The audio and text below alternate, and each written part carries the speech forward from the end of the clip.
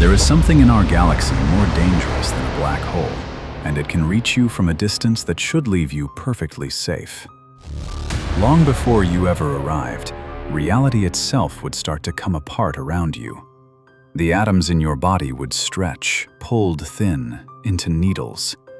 The empty space around you would stop being empty. Light would split and bend as if the void had turned to glass, and you would come undone. Not crushed, not burned, just taken apart, quietly, from the inside. You still wouldn't have reached it. You'd never have to, and we haven't even told you what it is. So keep one question in your head the whole way through this. Why are we still alive? By the end of this, you'll know exactly what that object is. Why calling it more dangerous than a black hole is the literal truth, and why that's still only half of what it turns out to be. Start with what's left when a big star dies. The core collapses in on itself, and protons and electrons get crushed together into neutrons, packed so tight that a single teaspoon of it would weigh about as much as a mountain. The whole thing, more mass than our sun, ends up in a sphere about 20 kilometers across. That's a city. You could drive across it in 20 minutes. It's called a neutron star, and it's already one of the strangest things nature knows how to make. In the first moments after it forms, it's spinning. Fast. Hundreds of times every second. But a neutron star on its own doesn't unmake reality the way you saw at the start. A few of them are born carrying something extra, a force we almost never take seriously. For most of the history of science, that force looked harmless. It's the one that holds a note to your fridge, that tugs a compass toward north. Magnetism. Scientists thought it was a bit player in the cosmos. Gravity bends planets. Fusion lights the stars. Magnetism just held things in place. But wind it up tightly enough, and it becomes the most violent force in the universe. Take one of those newborn stars spinning hundreds of times a second, and that spin winds its magnetic field up like a dynamo, tighter and tighter, to a strength nothing else in the universe comes close to. We call them magnetars, and in our whole galaxy, we know of only about 30. 30. In a galaxy of a few 100 billion stars. Earth has a magnetic field too. It's what turns a compass needle, about half a Gauss, gentle. A magnetar's field is somewhere around 1,000 trillion Gauss. That's a quadrillion times stronger than Earth's, the strongest magnetic force we have ever measured anywhere in nature. Something the size of a city with a grip you can feel across light years. If one sat where the moon sits, it would quietly wipe the data off every credit card and hard drive on the planet. From the moon, without trying. And that's the harmless part. Because a field that strong doesn't just pull on metal, it pulls on you. Remember those needles from the start? Every atom is mostly empty space, with its electrons smeared around it in a soft, round cloud. This close, that cloud gets squeezed, stretched thin into a narrow needle pointing along the field. A hydrogen atom becomes roughly 200 times skinnier than it's supposed to be. And all the chemistry that holds you together is built on the shape of those clouds. Change the shape, and the chemistry stops working. You wouldn't be crushed. You wouldn't burn. From thousands of kilometers away, your body would simply come apart at the level where atoms decide to hold on to each other. It's a strange way to die.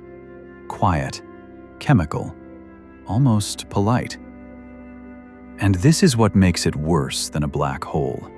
A black hole the same weight as this star would just sit there, dark, patient, doing nothing at all, unless you fell in. You have to go to a black hole to die. This one comes to you. And yet, right now, as you watch this, here we are, still holding together. because we're still only near the surface of how strange this gets.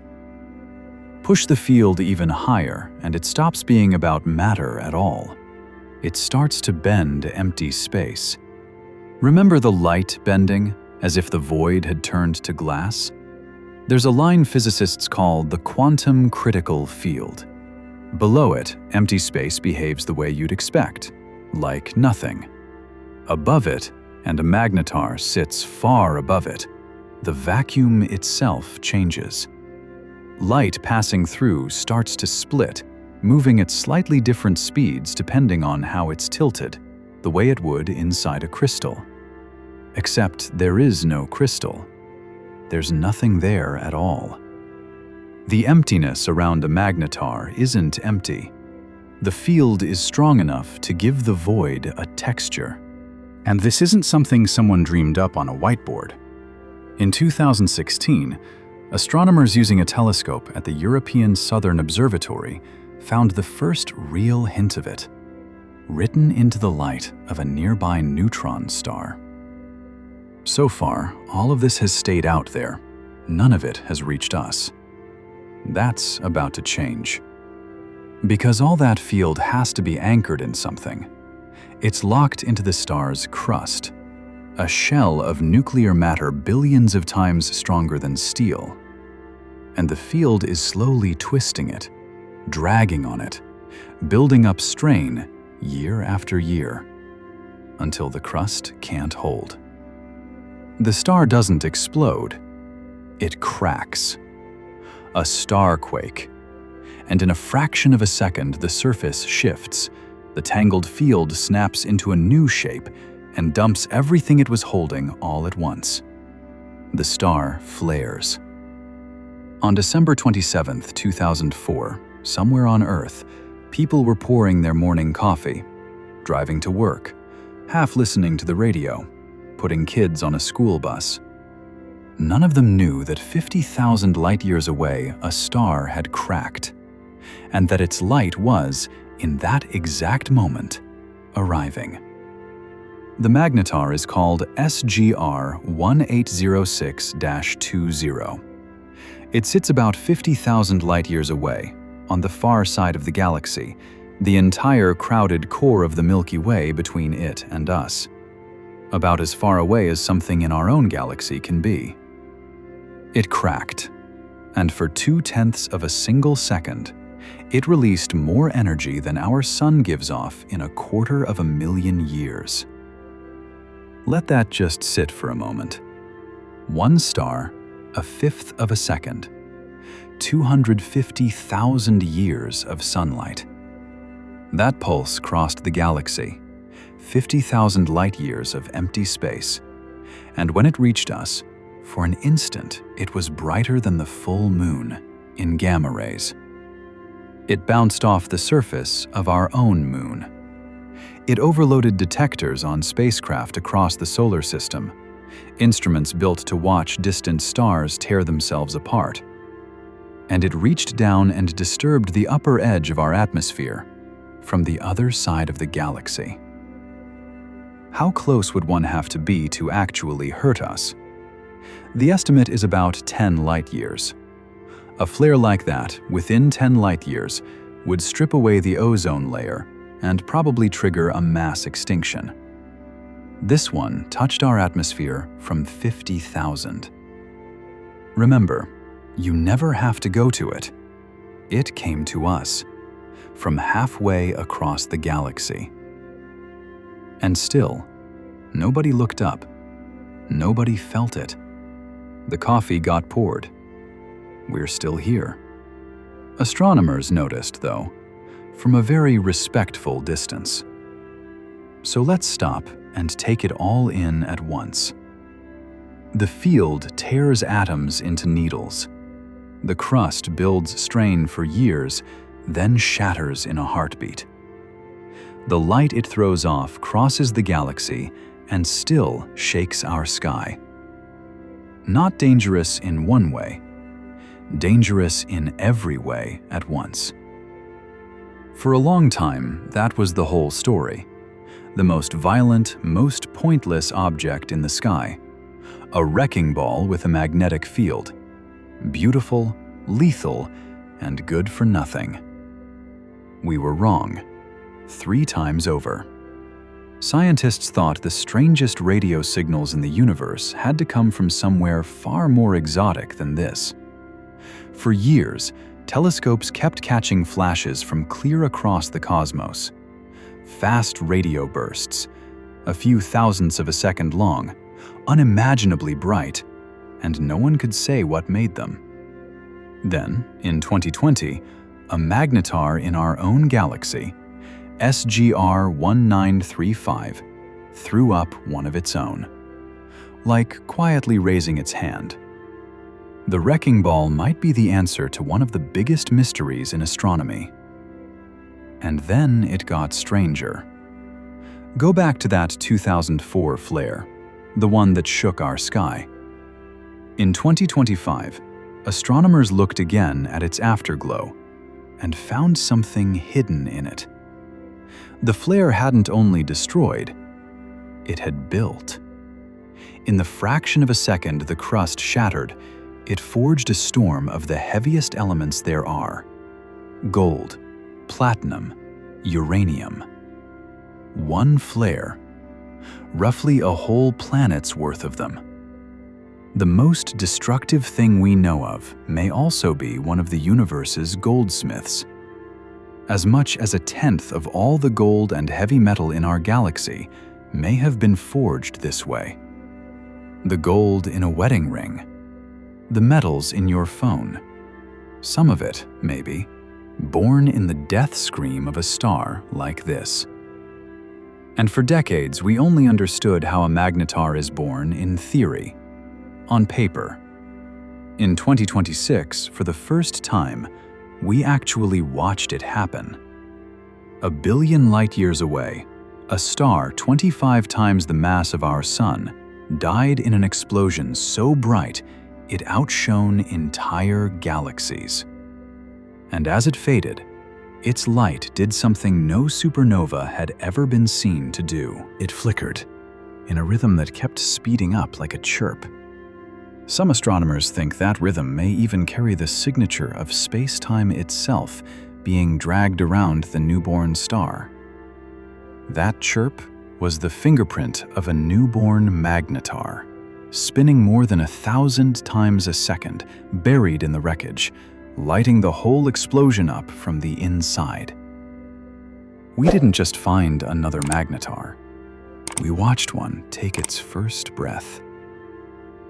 So the question we started with quietly turns over. We asked, why are we still alive? As if the danger were the strange part. As if surviving were the mystery. But magnetars aren't accidents the universe is aiming at us. They're just what happens when certain stars die. Ordinary physics taken to the far end of the scale.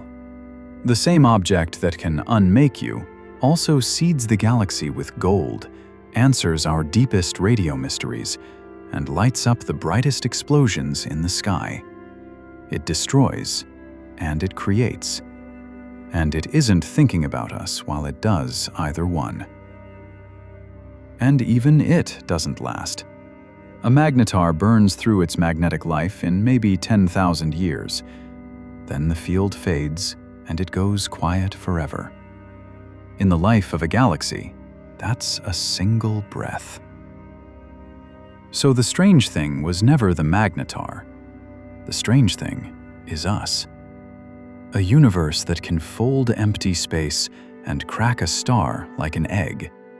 That same universe, in some quiet corner of itself, slowly put together matter soft enough to feel warmth. Chemistry gentle enough to hold a thought together instead of tearing it apart.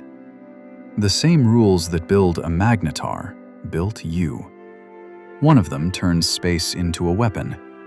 The other is sitting here, watching this, wondering why it exists at all. The nearest magnetar we know of is thousands of light-years away. Tonight, it's quiet. Not because the universe is looking out for us, just because we happened to grow up in a calm room in a violent house, and the door has stayed shut. So far. Next clear night, walk outside and look up. You won't see it. Too far, too small, hidden behind the glare of everything else up there. But it's there, turning, holding a force that could unmake you, and completely indifferent to whether you exist. And the real question was never, why are we still alive? It's stranger than that. In a universe that builds things like this, why is there anything alive at all? Maybe that's the hardest answer to sit with. Maybe survival was never guaranteed. Maybe life isn't what the universe naturally makes. Maybe it's the exception. There is more to explore, beyond the stars.